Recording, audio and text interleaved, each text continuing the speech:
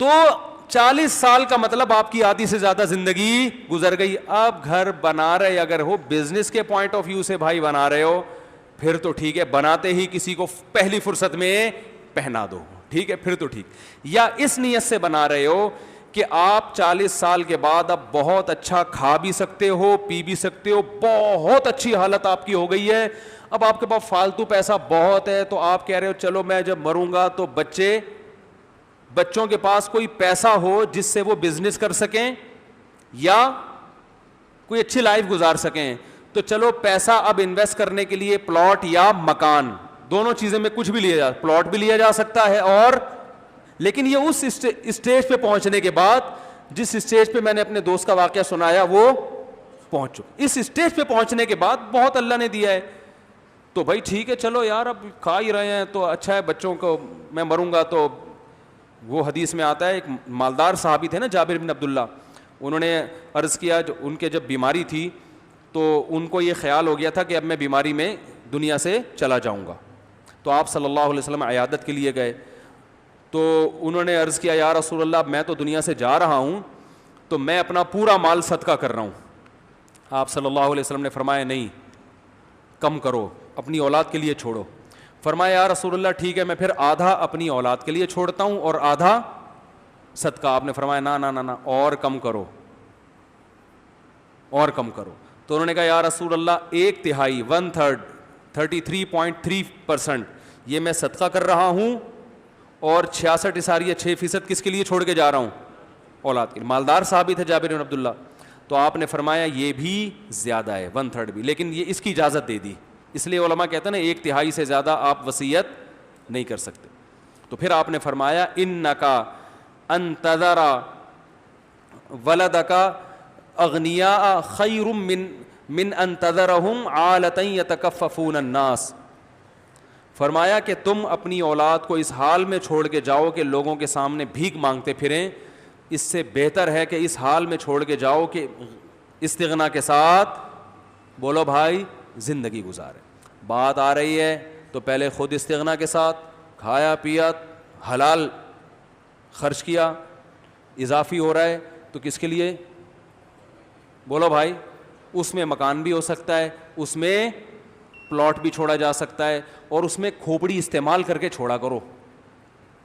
بات نہیں آ رہی سمجھ میں, کیونکہ اب آپ کا بنیادی مقصد رہنا نہیں ہے, رہنا تو وہ کرایہ والا ہو گیا حساب کتاب. اب بنیادی مقصد ہے کہ یار جب اللہ نے مجھے اتنا دیا ہے تو بچے رلے نہیں. میں نے بہت سے لوگوں کو دیکھا ہے ایسی حالت میں جاتے ہیں کہ بچے بیچاروں کے چپل خریدنے کے پیسے نہیں ہوتے, یہ غلط ہے. تو بچے رلے نہیں, اور پھر بیوی بھی بیوہ ہو رہی ہے, آج کل بیوہ عورت کا پوچھنے والا کوئی نہیں ہوتا, تو یہ بیچاری کہاں جائے گی. تو اس کے لیے سوچ سمجھ کے پہلے سے ایک پلان بنا کے انتظام کر دیا جائے, اور پھر بے فکر ہو جاؤ, ہر وقت پھر اسی میں نہ گھسے رہو, یہ پیسہ یہ ایک دفعہ پلان بنا دیا بھائی میرے مرنے کے بعد اگر میں پہلے مر گیا, اور زیادہ چانس اسی کا ہے کہ آپ کی بیگم سے پہلے کون مرے گا, بولو نا بھائی, کیونکہ میرے یہ بھی جنازے پڑھا بیوہ عورتیں زیادہ ہو رہی ہیں, حقیقت ہے, پتہ نہیں اس کی وجہ اللہ ہی بہتر جانے, یا تو خواتین کے اخلاق اتنے اچھے ہیں کہ وہ مرد پہلے چاہتا ہے کہ میں پہلے آ رہا عافیت کے ساتھ, یا اور بھی وجوہات ہو سکتی ہیں, یہ مجھے نہیں, میں کسی پہ الزام نہیں لگا رہا. لیکن بہرحال مردوں کے مرنے کا جو پہلے مرتے ہیں, شادی شدہ آدمی میں مرد پہلے مرتا ہے, بیگم کہتی ہے آپ پہلے چلیں میں آ رہی ہوں, ٹھیک ہے نا, آپ پہلے پہنچے میں تھوڑا سا لیٹ آؤں گی, ٹھیک ہے نا. تو اس میں انسان یہ سوچ سکتا ہے کہ بھائی میں جب اس کنڈیشن میں اور یہ تو یاد رکھو یہ بڑھاپے کا انتظار مت کرو, اس کے لیے بڑھاپے کا انتظار, اس کے لیے ابھی سوچو. اس ٹائم آپ اگر مر گئے, ابھی آپ کہتے ہوں گے نا میں پتہ کیا سوچ کے, میں یہ سوچتا ہوں میں ابھی مر گیا تو بچوں کا کیا ہوگا. حالانکہ میں کتنی دنیا کے مسافر خانہ ہونے کی باتیں کرتا رہتا ہوں نا میں, لیکن اب فکر میں لگا رہتا ہوں. جتنے وسائل, ٹینشن نہیں لینی ہے, کیا پیٹ کاٹنا شروع کر دے بھائی, جس اللہ نے ہمیں کھلایا وہ ہمارے بعد بچوں کو بھی کھلائے گا. تو اس لیے اللہ نے کہا نہیں ہے تو ٹینشن نہ لو, ہے تو پھر ضائع مت کرو. دونوں آپشن دیے نا ہمیں, نہیں ہے تو ٹینشن تھوڑی لینی ہے. اب رکشا چلا رہا ہے, آمدن ہے نہیں بیچارے کی, وہ ٹینشن لے رہا ہے میں مر گیا تو ابھی بھی بچوں کا کیا ہوگا. اس ٹینشن سے تو واقعی مرے گا. او بھائی اس کے لیے پھر کچھ اور سوچ لو, رشتہ داروں کو وصیت کر جاؤ بھائی میرے پاس تو ہے نہیں اور میں بچا نہیں سکتا, بچاؤں گا تو کھانے پینے سے بھی جائیں گے, تو پھر پہلے کھانا پینا, پھر توکل ہے, پھر کیا ہے, اللہ پہ اعتماد. بھائی اللہ ہے کہ جس اللہ نے ہمیں کھلایا پلایا, دیکھو ہمارے ابا نے ہمارے لیے اتنا کچھ چھوڑا تھا, یہ سوچ کے کہ میں مر گیا تو بچوں کا کیا ہوگا, چھوڑا, بچوں نے نا تجربے کاری میں کوئی سبزی والے کو پکڑا دیا, کوئی, میں اپنے اس بچے کی بات کر رہا ہوں جو بیٹھا ہوا ہے, اس کو پکڑا دیا, اس آدمی نے کہا میں آپ کے بزنس کو ایسا چلاؤں گا ڈبل کر کے, غائب. وہ تو میں واقعہ سناتا رہتا ہوں نا, تو ہمارے ابا کی جتنا ابا نے ہمارے لیے چھوڑا تو وہ سارا ہم نے نا تجربے کاری میں اڑا دیا.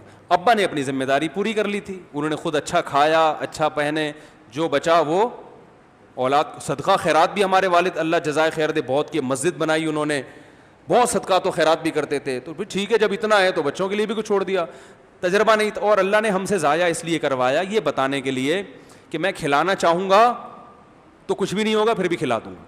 میں تو بتاتا جب میری ابا کی جائیدادیں بھی ساری میں نے کھا پی کے برابر کر دی, کھا پی کے کیا لوگوں نے ٹوپیاں کرا کے اور ابا نصیحت بھی کرتے تھے کہ بیٹا کسی کو پیسہ پکڑایا, اپنا پیسہ وہ ہے جو اپنی جیب میں ہے.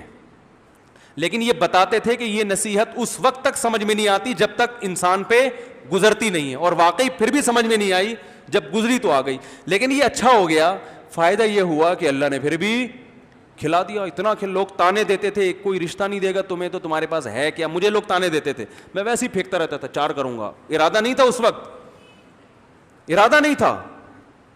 اور اس میں تو اللہ نے ہمیں یہ کہا ہی نہیں ہے کہ آمدن دیکھ کے بچے پیدا کرو, یہ تو ہے ہی نہیں. اللہ نے کہا رزق کا وعدہ کس نے کیا ہے, میں نے کیا ہے. تو میری تو کچھ آمدن نہیں تھی, بچے بھی پیدا ہو رہے تھے, اب اللہ کا شکر ہے کھا بھی رہے ہیں اور پی بھی رہے ہیں, بچے بھی اسکول, اللہ نظر بس سے بچائے, مزے ہیں.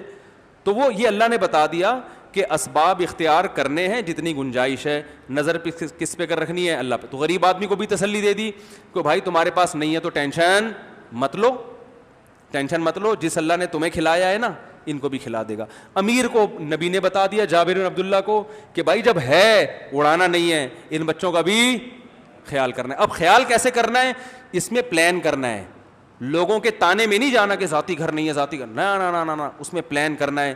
پلان ایسے کرنا ہے, ماہرین سے ملنا ہے, یار کم سے کم انویسٹمنٹ میں بچوں کے لیے زیادہ سے زیادہ پروفٹ کیسے چھوڑ کے جا سکتا ہوں.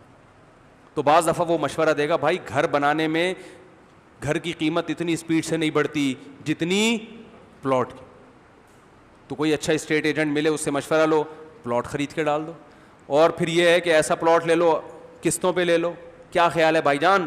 اور اگر گھر ہی کھوپڑی میں سمجھ میں آ رہا ہے, بعض لوگوں کو گھر خریدنا آسان ہوتا ہے, پلاٹ خریدنا مشکل, ان کے اتنے تعلقات نہیں ہیں. گھر میں بعض لوگ قسطوں پہ گھر لیتے ہیں, تو اس نیت سے کہ گھر کا جو کرایہ آئے گا اسی سے قسطیں پوری ہو جائیں گی. تو ایسے آدمی کے لیے بھی گھر لینا کیا ہے, کیا ہو گیا بھائی جان, ٹھیک ہے نا, ایسے آدمی کے لیے تو ٹھیک ہے, جب اتنا دیا اللہ نے تو یہ بھی.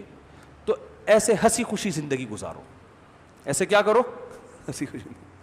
تو اس کے لیے ابھی سے پلان کر لو کہ میں مر گیا تو کیا ہوگا, اور کو مر کوئی بھی. اچھا کمال کی بات ہے کہ ویسے اتنی ٹینشن لے رہتے ہیں بچوں کی, لیکن اس ٹینشن میں یہ نہیں دیکھتے کہ ابھی مر گیا تو کیا ہے, ابھی تھوڑی میں مر رہا ہوں.